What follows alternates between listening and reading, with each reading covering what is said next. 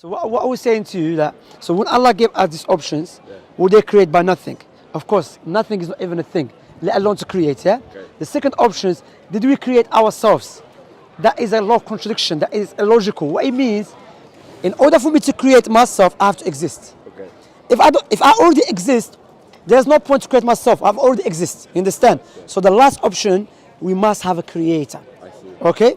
Now, we can see the effects of the creator's wisdom on our creation. Let me give you an example. You have a nose next to your mouth. Before you eat, you smell food. You have eyebrows above your eyes because what? Sweat contains salt. If it keeps going to your eye, it will cause damage. Okay? So you have a joint in your elbows. You have a teeth in your mouth because you chew food. That indicates you've been created by a creator who has a will, has a wisdom, has ability. So you can see there's a structure. You can see you've been programmed and organized. You understand? Likewise, the universe, yeah? So do you agree with that so far? I do, yes. Yeah, no doubt. The second stage now will be, if every part of our body has a purpose, your eyes has a purpose, my eyes has a purpose. Come here, don't worry, you're not going to have the camera. Okay, I'm going to be quick. Okay? Don't worry about it. Yeah, okay. So I'm saying, what they call it, your eyes has a purpose, your kidney has a purpose, your heart has a purpose. What about you as a whole? We must have a purpose. You understand? Makes sense? So now, how from Islamic perspective, we say based upon the God's wisdom and justice and mercy, He sent the prophets and messengers to teach us about our purpose. However, when He sent them, He gave them something that differentiated them from the rest of the people. For you and I to recognize between a true prophet and a false prophet. For example, bro, imagine a person comes now, he says, you know what, I'm a messenger from the Queen. I'm going to say, no, where's your proof? Because the Queen has something that she gives to her messengers or ambassadors, you know? Likewise, when the creators and the prophets and messengers, firstly, they are known to be trustworthy, truthful, and honest. Likewise, they come with the prophecies. Prophet Muhammad prophecies, one of them, there's many, I'm going to give you some, yeah? One of them, he said he would see the barefoot Arab man, the Bedouins, Arabs, yeah?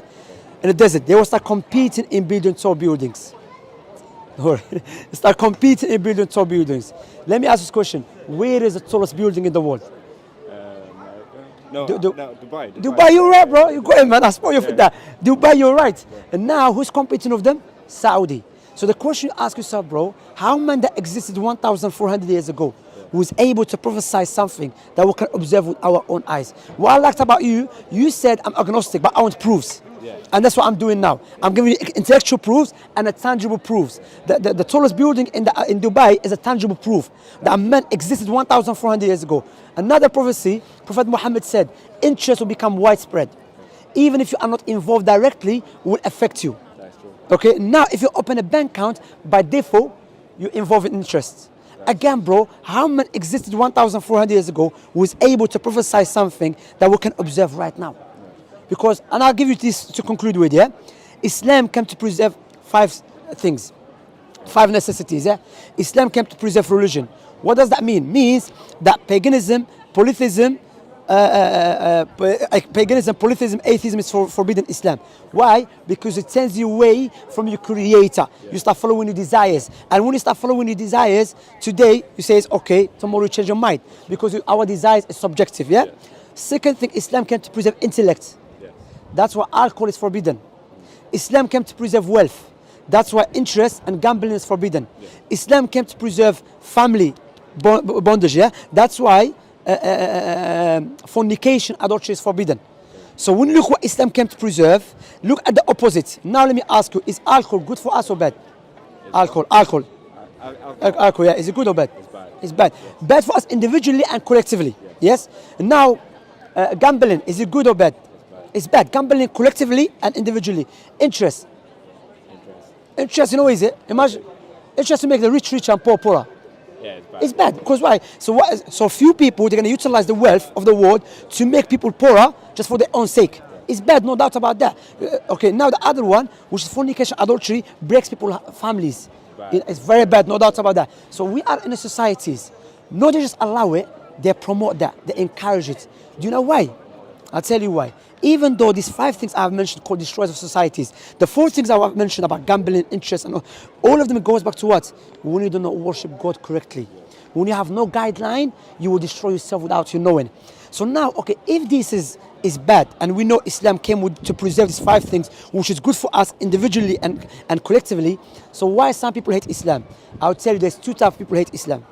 Either they are ignorant about Islam, they've been brainwashed, or those who are in power, who are making money from the suffering of the people.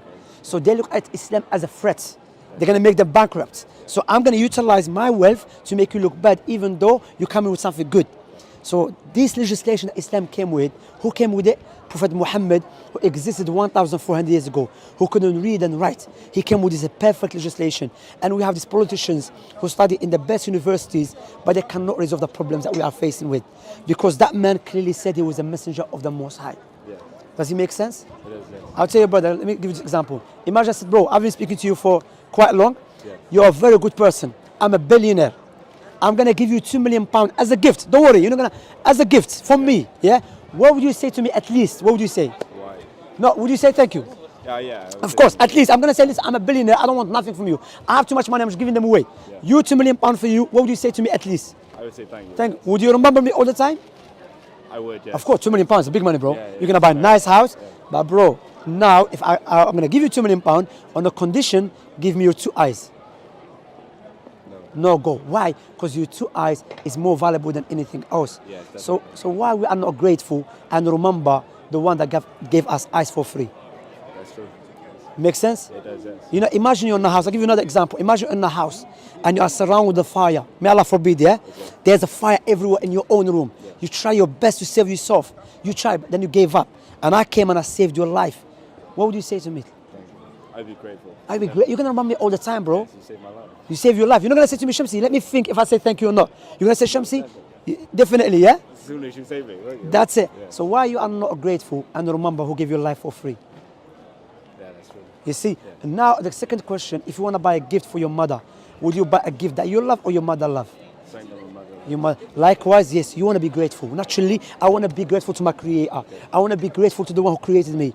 But now, I want to do it according to his way, not according to my way. Because his way is objective, my way is subjective. And this is the beauty of Islam. It makes sense. It's clear. There's only one God. Worship one God. Bro, how old are you, by the way? 20. How many people your age and my age have passed away? No. How many people went leave the house and never come back? How many people went sleep, they never wake up? You know, nothing is guaranteed in this life except death. And sometimes you can have your best friends that will block you from worshiping your creator.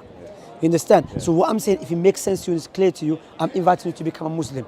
You don't have to become a scholar in Islam, but if it makes sense and it resonates with you, and you say, you know what, it makes sense.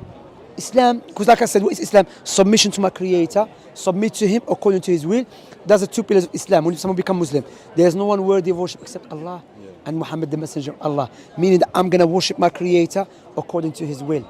You know, and what Prophet Muhammad told us, when a person wants to accept Islam, there will be many barriers. You understand? But remember, like I said, when you die and I die, your friend, your wife, your sister, your mother, they will not come with you inside the grave. That's true. You will be put in the grave by yourself, and people will leave you. So you know, one of the scholars of Islam said, "O son of Adam, you came this life by yourself, and you will leave it by yourself, and you're going to stand before the Creator by yourself." Like I said, you can see the effect of the Creator, his attributes, mercy, wisdom, likewise anger. That's why based upon his mercy, he created paradise. Based upon his anger, he created the hellfire. However, God is the most just. And the biggest crime against God, when you turn away from him. So what I'm saying, bro, if it makes sense to you, look, just those 5 things that Islam came to preserve, is if we preserve them, we have good society. People are committing suicide. You know what they say? They say the country that have a good life is Switzerland and Japan. Yeah. But guess what? The highest suicide rates. Bro, you know that, man? Yeah, I'm for you for that. Yeah. You, mashallah, you know. So how they having a happy life? How they gonna, you know why? And Allah mentioned that in the Quran, when you turn away from your God, you have a miserable life. That's true. You understand? Yeah. So when you look to Islam, look, Islam, the first pillar is the shahadatan, which is no one worthy of worship except Allah, Muhammad, the messenger of Allah. Then what is it? The prayer. Prayer is good for you. Imagine I said to you, bro, come to my house. Every time you come to my house, I give you £2 million. You know, say I'm going to come to the house. Yeah. So but imagine when you pray, getting the reward, appreciating your creator. Likewise, charity. Many people complain about poverty, but in Islam, there is a solution. Yes, solution, Islam. Islam, you have, likewise, let me give you something else about Islam, what is so special, and all this system that we live in our time, democracy and so on, what is corrupted, yeah? in this country, around the world, rape is illegal. Yes. Correct? Indeed. Drugs is illegal. Okay? Gangster fighting, stabbing each other is illegal. Yeah? But on the other hand, they bring singers who promote and clarify. We really need to Yeah, just one thing. No, we really. We're gonna finish it. Sorry, we're gonna finish it. Like, I have we respect. really need You to come. go now. Just one. Okay, Yeah. do. Yeah, no. I got the leaflet. I'm sorry. Thank you very much. In fact, I want to become Muslim right now before you go. I got a train to catch. All right, no problem. My brother, Thank you very much. Thank take you. care of yourself. Yeah. You know, inshallah. You know, We are. let me give you a book. Take with you. Let me just give you a book. Quick. She has to go. Brother, it makes sense to you, know. Yes. No. I'll look into it. It's a big thing to do, but I will. No doubt about that. You know, my wife is a rivet. You know, and I have brother rivet. But it was nice talking to you, bro. Also, Yeah, you're really famous. You're from London. that's correct. Yes. Yes, I yes. have seen you on Facebook. Yeah. So what about you? Don't have to go, so I don't want to hold you. You know, it's gonna look bad of holding you. But I would love to speak to you longer. But because you have to Do go. you have social media? Yeah, I'm gonna show you my channel. Look, one Yeah, second. he's on YouTube. Go. Alhamdulillah, look, he became Muslim. He became Muslim. Alhamdulillah. MashaAllah. One second, yeah? I'm gonna. Yes. Yeah. Okay. Is it Instagram? Yeah. Okay. Let us go to search. Sorry. Yeah.